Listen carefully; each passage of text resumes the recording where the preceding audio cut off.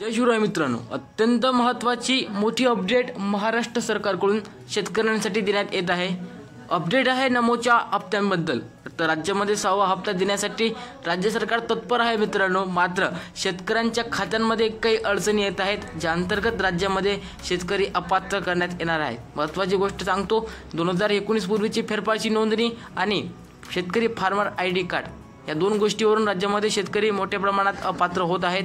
आतापर्यंत 2.5 लाख शेतकरी या योजनेसाठी अपात्र करण्यात आलेले आहेत आणि तुमचाही नंबर पुढे लागू शकतो मित्रांनो। त्यासाठी तुम्हाला पहिले सतर्क करून देतो आणि सर्व अपडेट पाहणार आहोत मित्रांनो। तत्पूर्वी जर चॅनलवर नवीन असाल तुम्ही सबस्क्राइब करा आणि बेल आयकॉनवरती सेट करा, कारण की तुम्हाला केंद्राच्या राज्याच्या अशा महत्त्वाच्या व मोठ्या अपडेट आपल्या चॅनलवरती पाहायला मिळतात।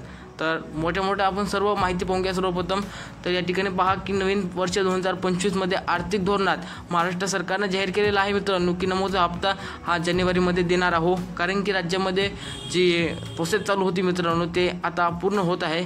आपण पाहिलं की राज्यामध्ये लाडकी बहिणीला दिलेला शब्द सरकारने पुरा केला, आता लाडक्या शेतकऱ्यांना दिलेला शब्द सुद्धा पुरा करणार आहेत। मात्र जी रक्कम आपल्याला मिळणार आहे ती 6,000 रुपये वार्षिक रक्कम अनुसार मिळणार आहे, परंतु सरकारने सांगितलं होतं की 15,000 देणार आहोत। मात्र ते काही अजून ठरलं नाही आहे, तरी आपल्याला 2,000 रुपयांचा एक टप्पा जानेवारीमध्ये मिळणार आहे। तर या हप्त्या संदर्भात महत्त्वाचे निर्देश देण्यात येत आहेत। वेळोवेळी सरकारकडून एवढं सांगण्यात येत आहे की तुम्ही तुमची EKYC करून घ्या। EKYC केले नसलेले शेतकरी अपात्र ठरणार आहेत। महत्त्वाची बाब, 2019 पूर्वीची शेतीची नोंदणी, ज्याला इंग्लिशमध्ये मित्रांनो लॅट सेडिंग असे म्हणतात। तुम्ही ऐकलं असेल की लॅट सेडिंग करणं गरजेचं आहे, लॅट सेडिंग करणं गरजेचं आहे, मात्र शेतकरी लॅट सेडिंग करत नाही आहे। आता मित्रांनो यांच्यावरती ॲक्शन पाऊल उचललेलं आहे आणि 2000 पूर्वीची शेतीची नोंदणी जर शेतकऱ्यांकडे नसेल तर असे शेतकरी आता बाध्य करण्यात येणार आहेत। राज्यामध्ये खूप साऱ्या शेतकऱ्यांची नावे ही यादीमधून काढण्यात आलेलं आहे।